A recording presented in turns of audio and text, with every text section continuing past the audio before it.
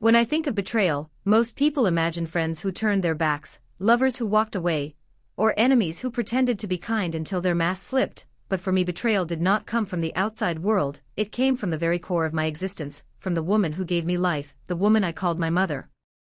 Growing up, I believed in her love as something unshakable, unbreakable, as permanent as the sun that rose each morning. She was the one who held my hand when I took my first steps, the one who wiped away my tears when I fell, the one whose voice could calm me even in the darkest storms. That image of her was etched deep inside me, and I never once imagined that the hands that once comforted me would one day be the very same hands that would rip my heart apart. A mother is supposed to be your first protector, the one person you can trust blindly in a world filled with deception, and yet she became the one who shattered that trust so completely that it left a scar deeper than anything an enemy could ever inflict. There are no words strong enough to capture the feeling of realizing that your mother, the woman who carried you in her womb, who promised with every heartbeat to protect you, is capable of seeing your pain and choosing to ignore it for her own gain. I had spent my life holding her above everyone else, believing her love was sacred, believing she could never hurt me, and that belief became the very weapon she used against me. Because I never doubted her, I never saw the danger coming, and that blindness allowed her to strike in the most cruel way possible. Imagine opening your soul to someone with absolute trust, only to find out that every smile, every gentle word, every embrace was tainted with secrets, with plans you could never have predicted. That is the kind of betrayal that robs you of more than your peace, it robs you of your very identity, because when the person who raised you breaks your trust, you are forced to question who why. I used to think betrayal would feel sharp, like a knife cutting into flesh, but the betrayal from my mother was not sudden, it was slow and suffocating, like drowning in water you thought was safe to drink. I didn't see it at first. I trusted her presence in my life so completely that I ignored the subtle signs. The way she clung too tightly to what wasn't hers, the way she spoke of my child with words that were possessive rather than supportive, the way she began weaving herself into a role that was never meant to belong to her. At first, I told myself I was imagining it. After all, this was my mother, she couldn't possibly betray me, she couldn't possibly take from me the one thing I loved most. But the truth was darker than my denial could handle. She was not only capable of betrayal, she carried it out with the precision of someone who knew exactly how much it would break me. Trusting my mother was not a choice, it was instinct, it was something I did without thinking, the way a bird trusts the sky to hold its wings. But when that trust was broken, I felt like I had fallen from a height I didn't even realize I had climbed. The pain wasn't just emotional, it was physical, it sat heavy in my chest, it poisoned my veins, it echoed in every corner of my being. To be betrayed by a friend hurts, to be betrayed by a lover wounds, but to be betrayed by your own mother destroys you. It makes you question whether love is ever safe, whether blood really means loyalty, whether family is truly sacred. And the cruelest part is that even in betrayal, some part of me still longed for her love, still wanted to believe there was some mistake, still wanted to hold onto the illusion that she couldn't be this cruel. That conflict tore me apart inside, the war between knowing the truth and wishing for a lie. She was supposed to protect me from the world, yet she became the very danger I needed protection from. I grew up with her teaching me that honesty and loyalty mattered, that family comes first, that no one would ever stand by me the way she would, and all the while she was preparing to become the one person who would betray me in a way no enemy could ever manage. The betrayal wasn't just in the act itself, it was in the years of lies before it, the false lessons, the false security, the false love that disguised her true intentions. That betrayal is what lingers longest, not the single moment of loss, but the realization that everything leading up to it was poisoned.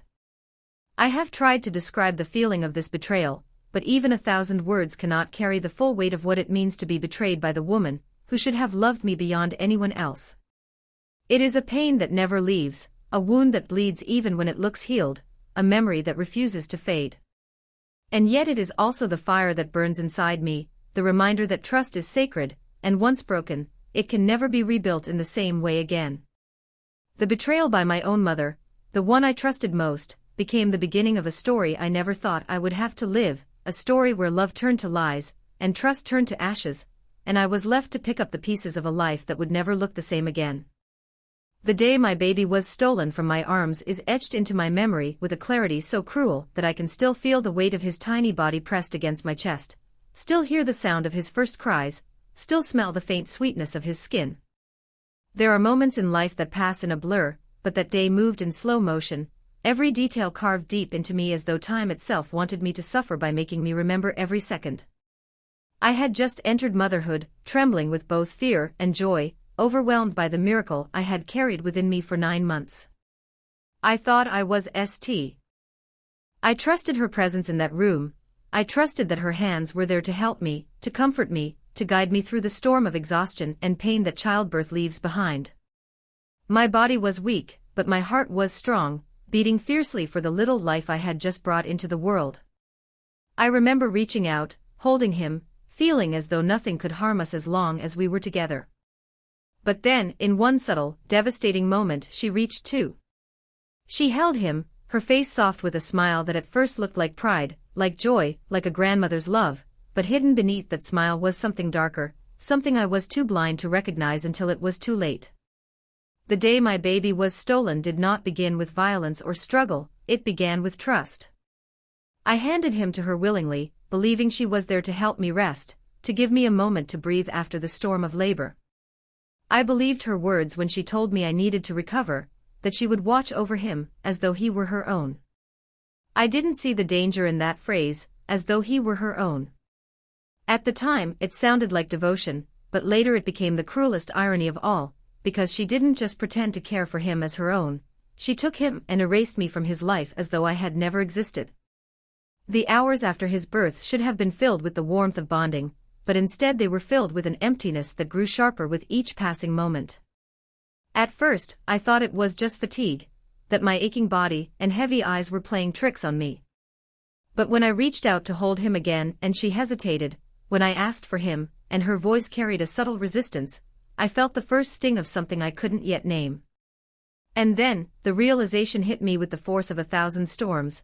She was not giving him back, not fully, not in the way a grandmother returns a child to his mother, but in the way someone takes possession of something they have done. I tried to fight the weakness in my body, tried to rise, tried to assert my place as his mother, but my exhaustion became my prison. She used my vulnerability against me, taking advantage of the fact that I could not stand, could not shout, could not demand what was rightfully mine. I lay there powerless, watching as she held him tighter, her lips pressed to his forehead, her eyes closed as though she had claimed him in some ritual of possession. The room felt colder then, emptier, even though she was standing just a few feet away. The space between us became an ocean, and I felt myself drowning in the realization that the life I had just brought into the world was slipping away from me, not through death, not through illness, but through betrayal by the one person I thought I could trust most. In the days that followed, she blurred the lines between helping and taking.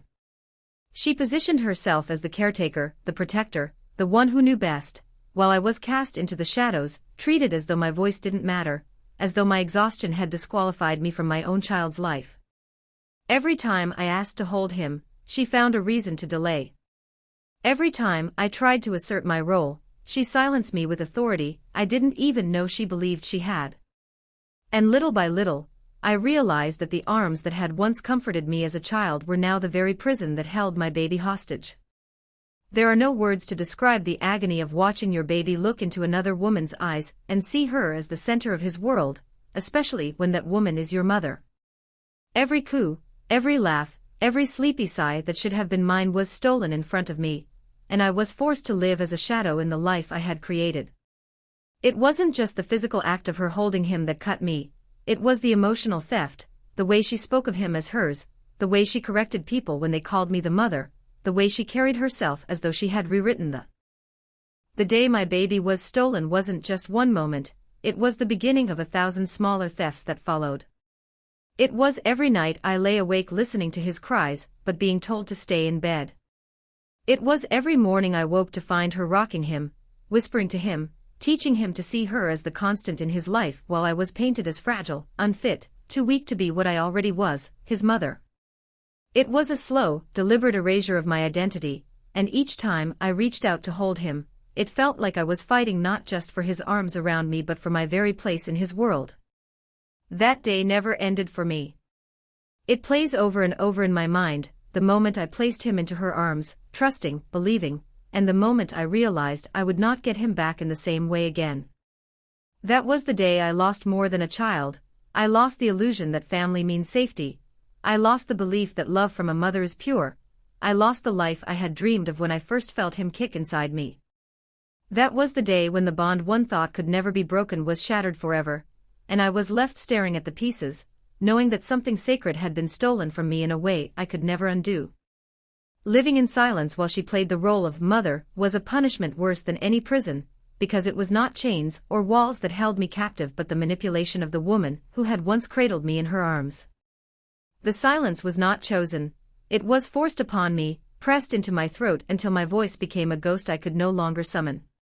Each day, I watched her carry him as though he had been hers all along, rocking him to sleep, whispering lullabies that should have come from my lips, and smiling in the way only a mother smiles, but it wasn't her right, it was mine. And yet, she wore that stolen role so naturally that outsiders never questioned it. To them, she was a doting mother, devoted and proud, and I was reduced to a shadow in the corner, too broken to claim. The silence began small, with moments where I would open my mouth to protest, but stop when her eyes cut me down, her words dripping with authority I couldn't challenge. She would say things like "you need to rest," or "you're not ready," or "I know what's best for him," and though they sounded like concern, they were weapons meant to strip me of my voice. At first, I believed her, because I was still raw, still fragile from the birth, still learning what it meant to be a mother. But soon I realized that every time I stayed quiet, every time I let her hold him longer than I should, I was surrendering pieces of myself, giving away my role until I could barely recognize who I was anymore. Silence became my cage, and inside it, I learned the art of pretending. I pretended not to notice when she introduced him to others as her baby. I pretended not to care when people praised her for how well she cared for him. I pretended not to hear the whispers in the community, whispers she encouraged, whispers that suggested maybe I was too weak, too unstable, too unprepared to be a mother. Pretending was easier than fighting, because every time I tried to resist, every time I dared to say, "He is mine," she silenced me with a look, a word, or a reminder of my dependence on her. I lived in her house, under her roof, surrounded by her rules, and in that house my baby became her property, and I became invisible. The hardest part of that silence was not my own suffering, it was watching my baby grow up with her voice as the constant in his life instead of mine. His first smile, I was there, but he was looking at her. His first laugh, I heard it, but it was her face he gazed at. His first steps, his first words, all of them colored by her presence, her role, her stolen identity. I lived in the same house as my child but existed like a stranger, allowed to watch but not to claim. Every milestone was a dagger, a reminder of what had been taken, and the silence made me complicit in my own era. I would lie awake at night, the sound of his breathing in the next room tormenting me. I wanted to run to him, to hold him, to whisper that I was his mother, and no one could take that from me, but each time I reached for that courage, I heard her voice in my head, the voice that told me I wasn't strong enough, that I didn't deserve him, that she had saved him from me. She repeated those lies so often that they began to sink into me, poisoning me, making me doubt my own worth, my own motherhood. Silence doesn't just protect the liar, it begins to consume the victim until they forget what truth feels like. Day after day, I watched her live out the role that belonged to me, and day after day, I withered inside. My friends stopped calling, my family stopped asking, because my silence had convinced them there was nothing to question. I became invisible not only in my child's life but in my own. Every photograph taken showed her holding him, her smiling, her radiant as though she had been reborn through him, while I was either absent or blurred in the background. I wondered sometimes if I even existed anymore, or if I had been erased completely, replaced by her version of the truth. The silence wasn't peaceful, it was suffocating. It roared inside me louder than any scream, echoing in the hollow space where my identity as a mother should have been.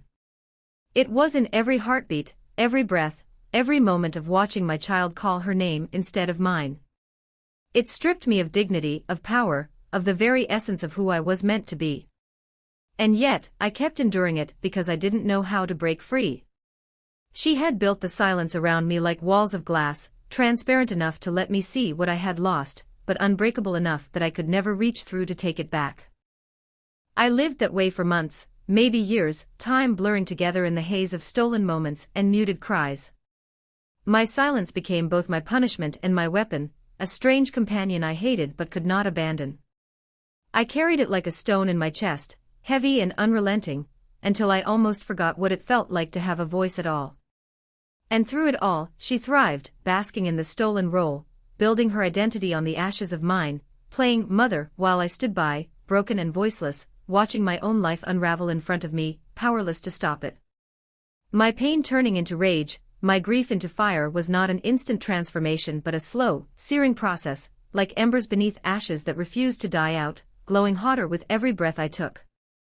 At first, there was only sorrow, a hollow ache that consumed me day and night, leaving me weak, leaving me broken. I would lie in the dark, clutching my chest as if I could hold together the pieces of myself that had been shattered when my baby was taken from me, when my mother turned into my enemy, when the world I thought I knew became unrecognizable. The sorrow was endless, heavy, pressing me down into silence, and for a time I believed I would drown in it. But sorrow, when fed long enough, begins to change its shape. It begins to harden, to sharpen, to turn from a wound into a weapon. The first time I felt rage stir inside me was not in some dramatic moment, but in something small, something ordinary. I remember hearing his laugh, that sweet innocent sound, but it wasn't directed at me. It was directed at her, the woman who had stolen him. She held him in her arms, swaying, playing, basking in the joy that should have belonged to me. My grief was already raw, but that laugh cut deeper than any knife, because it was proof that she was taking not only my child but also his love, his recognition, his bond with me. My chest burned, my hands shook, and for the first time, the tears that spilled from my eyes were. Grief makes you weak, but rage makes you stand. Little by little, I felt it rising in me, filling the hollow spaces my sorrow had carved out. Every stolen moment, every whispered lie, every time she told someone he was hers, every time she silenced me, the rage grew. It was not wild or reckless at first, it was quiet, steady, simmering beneath the surface, like lava building pressure beneath the ground. I walked through days with a mask on my face, pretending to accept, pretending to surrender, but inside I was burning, and that fire was the only thing keeping me alive. Without it, I would have collapsed completely, consumed by grief. But with it, I felt something return to me, strength, defiance, the raw will to fight back even if I didn't yet know how. There were nights when I lay awake, staring at the ceiling, replaying every moment in my mind.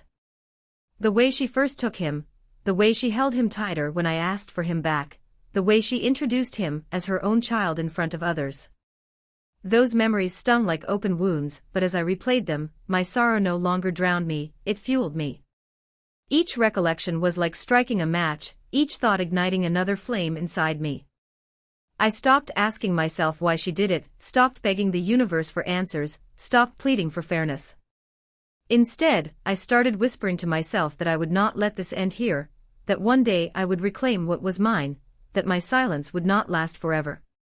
Grief is paralyzing, but rage is movement. I began to notice how my body reacted differently as the fire grew. My spine straightened where it once slumped, my hands clenched where they once trembled, my eyes narrowed where they once only wept. People around me thought I was still weak, still broken, because I had learned to hide the fire well. But inside, the grief was no longer suffocating me, it was being transformed into something sharper, something more dangerous. I stopped seeing myself as a victim and began to. I remember one particular day, watching her cradle him while neighbors praised her.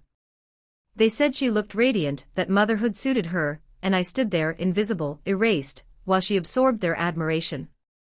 For a moment, the old grief tried to pull me down, tried to whisper that I had lost, that there was no way back. But the rage burned stronger, and I clenched my teeth so hard it hurt, because I knew then that one day those neighbors would know the truth. One day the admiration she basked in would turn to shame. One day, she would taste the bitterness of being exposed, of having her lies ripped away. That thought, that vision of revenge, stoked the fire brighter than ever. The transformation was not gentle, it was violent inside me. Some days I still cried until my body shook, but even those tears felt different. They were no longer the tears of surrender, they were the tears of a warrior sharpening her blade, of someone mourning what was lost but preparing to fight for what could be reclaimed. My grief gave me reason, but my rage gave me strength. Without the grief, I might have forgotten what I had lost, but without the rage, I would never have had the power to keep going. Together they built me into something new, something stronger than the girl who had once believed blindly in her mother's love. I began to notice how even small slights ignited me. The way she corrected me when I tried to speak for him. The way she scolded me as though I were still a child. The way she claimed him in photographs, her hands gripping him possessively. Each act was a spark, each spark feeding the fire inside me until it roared like an inferno. It consumed my every thought, it colored my every dream, it pushed me through every waking hour. Rage no longer frightened me, it became my companion, my armor, the force that reminded me I was still alive, still capable, still dangerous despite everything she had stolen. The grief had left me hollow, but the rage filled me with purpose. Every night, I began to plan in my mind, even if only in secret whispers to myself. I imagined the moment she would be confronted, the moment her lies would collapse, the moment the child who had been stolen from me would know the truth. I imagined her face when the mask was ripped away, when the role she had stolen was stripped from her. Those visions were not fantasies, they were fuel, keeping the fire alive, reminding me that I had not been defeated, that my story was not over. My pain turning into rage, my grief into fire was not just a change of emotion, it was a rebirth. The girl who had once trusted blindly, who had once surrendered to sorrow, was gone. In her place was someone who burned, someone who carried her scars like weapons, someone who refused to let silence and betrayal define her forever. The grief gave me the wound, but the rage gave me the power to keep fighting, to keep breathing, to keep waiting for the moment when all that had been stolen would finally be reclaimed. The fight to reclaim what was mine began not with grand gestures or sudden defiance, but in small, quiet decisions I made within myself, decisions no one could see, but that carried the weight of a revolution. For so long, I had been silenced, erased, told I was unfit, told I was too weak, and I had swallowed those lies because I was drowning in grief. But when rage finally lit inside me, when the fire began to spread through the hollow places in my soul, I understood that if I didn't fight, I would vanish completely, not only as a mother but as a person. She had stolen my child, stolen my role, stolen my voice, but I would not let her steal my future. Every battle starts in the mind, and mine began with the decision that I would no longer accept the role of a shadow. I would fight to reclaim what was mine, no matter how long it took, no matter how impossible it seemed. At first, the fight was internal. It was about refusing to believe her words when she told me he was better off without me. It was about rejecting the image she painted of herself as the savior and me as the failure.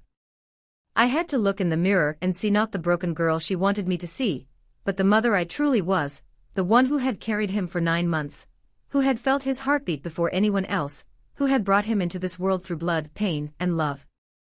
That truth became my shield. Whenever she tried to undermine me, I reminded myself of that bond, a bond no lie, no manipulation, no theft could truly erase. The fight then moved into small actions, moments where I began reclaiming space that she had stolen. I insisted on feeding him, even when she tried to push me aside. I demanded to hold him longer, refusing to let her arms snatch him back too quickly. I spoke up in conversations where I had once stayed silent, correcting her when she referred to him as her baby, reminding everyone present that I was his mother.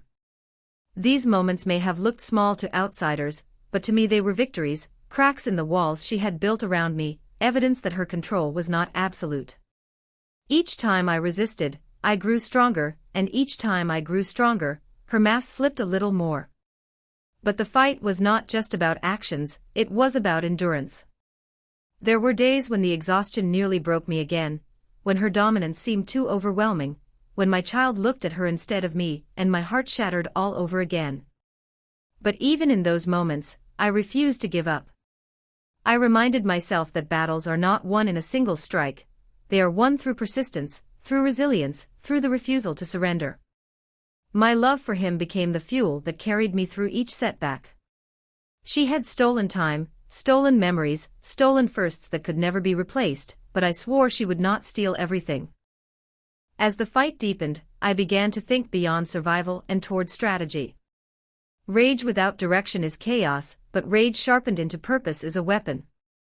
I studied her, learned her patterns, watched how she manipulated others, how she played the role of the devoted mother so perfectly that no one suspected the truth. I realized that if I wanted to reclaim what was mine, I couldn't just confront her directly. I had to dismantle the image she had built, piece by piece. I began to speak quietly to those around us, planting seeds of doubt, letting them see glimpses of the truth. I didn't scream or accuse, I let them notice the cracks themselves. The way she clung too tightly, the way she silenced me, the way my child sometimes reached for me when he thought no one was looking. Slowly, carefully, I began to turn the tide. The fight was also within my child, though he didn't know it. Every chance I had, I whispered to him, held him close, sang to him, poured into him the truth of who I was.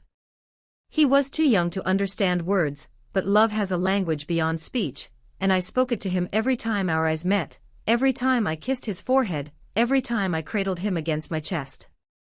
She could play the role of mother all she wanted, but deep down, I believed he would know me, that he would feel the bond no one could counterfeit. That belief was my greatest weapon, the unshakable conviction that no matter how she tried to erase me, the blood that connected us, the heartbeat he had known inside me, would always call him back to me. The fight grew fiercer as time passed. She sensed my resistance, sensed the fire that was no longer hidden beneath the ashes, and she tightened her grip, became harsher, more controlling. She tried to isolate me further, tried to convince others that I was unstable, tried to undermine my every move. But what she didn't realize was that her desperation only revealed her fear. A thief who is confident doesn't need to guard their prize so tightly. The fight to reclaim what was mine was not just about my child, it was about myself. She had tried to strip me of my identity, reduce me to silence, convince me I was worthless, but in fighting for him, I rediscovered myself. I found a strength I never knew I had, a resilience born of love and pain, a fire that burned brighter than her lies. I learned to stand tall even when my heart was breaking, to speak even when my voice trembled, to endure even when every part of me wanted to collapse. The fight was not only against her but against the part of me that had once believed I was powerless. And with every step forward, I reclaimed not just my child, but pieces of myself that I thought I had lost forever. There were moments when I imagined the end, moments when I pictured him in my arms, moments when I saw her defeated, her lies exposed, her stolen role ripped away. Those visions were not fantasies, they were promises I made to myself, promises that kept me alive, kept me fighting. I refused to accept a life where I was erased, refused to accept a world where betrayal was stronger than love. My fight was relentless, not because I enjoyed the battle, but because surrender was no longer an option. She had underestimated me, underestimated the power of a mother's love, underestimated the fire that grief and rage had forged inside me. She thought she had stolen my child forever, but she didn't realize she had created a warrior, and that warrior would never stop until everything that was mine was reclaimed. Revenge not just for me, but for the truth my child deserves, was the thought that began to guide every step I took, the idea that transformed my pain and rage into a mission larger than myself. In the beginning, all I could think about was my own loss, my own suffering, the ache in my arms where my baby should have been, the hollow in my heart where my motherhood had been stolen. But as the days stretched into months, and the silence wrapped tighter around me, a realization. I began to see him differently, not just as the baby who had been stolen from my arms, but as a person who would one day grow into a child, then a teenager, then an adult, and who would eventually ask questions. He would want to know who he was, where he came from, whose blood ran through his veins. And what answer would he have? A lie. A story built on theft and deception. I couldn't let that happen. I couldn't let him grow up believing that the woman who had stolen him was his mother, or that I was nothing more than a shadow lingering at the edge of his life. Revenge, for me, wasn't about hurting her in return. It was about restoring the truth for him, tearing down the false world she had built before it became his entire reality. Every decision I made after that realization was shaped by that mission.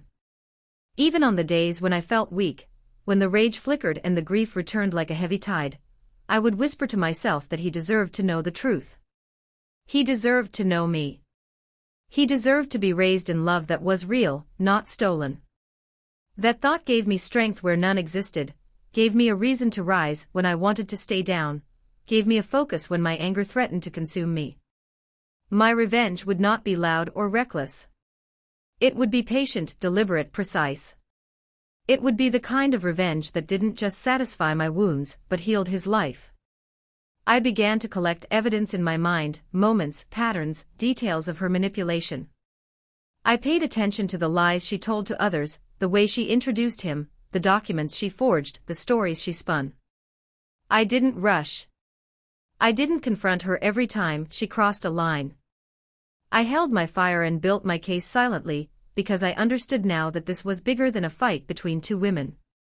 This was about the life of a child who had been placed in a false world. My revenge would be truth, and truth is a weapon you only get to use once, so it had to be wielded perfectly. There were nights I sat by his crib, watching him sleep, and I would place my hand lightly on his chest to feel his heartbeat. I would whisper promises he couldn't understand yet, promises that one day he would know who I was, that one day the lies would fall away, that one day the world would see him as my son, not hers. I poured my love into those quiet moments, even though she tried to keep me from them, because I believed that somewhere inside him, he would remember. That love would be the thread that tied him back to me when the truth finally came. She sensed the shift in me. She sensed that my silence was no longer the silence of surrender but the silence of planning, of waiting, of preparing. She grew more desperate, more controlling, more careful with the stories she told others. But no matter how hard she tried, she couldn't stop the truth from existing. It lived inside me. It lived inside him. It lived in the blood we shared, in the memories of my pregnancy, in the undeniable fact that she could steal my role, but she could not change reality. She was playing mother, but she was living a lie, and lies have a way of collapsing under their own weight. As I thought more about revenge, I realized it wasn't a single act but a process. It wasn't about waiting for a dramatic confrontation, where I would shout, and the world would suddenly see. It was about reclaiming power inch by inch, about teaching him in small, subtle ways who I was, about creating cracks in her mask so others would begin to see through it. It was about patience, about knowing that time was on my side because truth, unlike lies, doesn't expire. The older he grew, the more he would notice. The older he grew, the harder it would be for her to maintain the story she had built. My revenge would be in those moments when her control slipped, when he reached for me instead of her, when his questions began to outnumber her answers. I stopped thinking of myself as broken. I stopped thinking of myself as a revenge not just for me, but for the truth my child deserves, became my mantra, my anchor, my reason for breathing on days when despair tried to drag me back under. I would look at him and see the life she had tried to rewrite, and I would swear silently that he would not grow up in her lie, that he would not be robbed of his true story, that he would not one day discover the truth as an adult and hate me for my silence. He would know that I fought for him, that I endured for him, that every step I took was to restore his life to what it should have been. This was not the kind of revenge that ends in shouting matches or thrown fists. This was the kind of revenge that rebuilds, that restores, that reclaims what has been stolen and burns down the falsehoods that stand in its way. It was a war fought in shadows, in whispers, in patience, in the quiet strength of a mother who refused to disappear. Every day I grew more certain that no matter how strong her hold seemed, no matter how perfect her mask appeared, no lie could live forever. And when the truth came, it would not just free me. It would free him. It would give him back his name, his history, his mother, his life. It would give him back what she had stolen, and it would leave her standing in the ruins of her deception while we stepped out into the light of what was real, what was ours, what could never truly be taken away.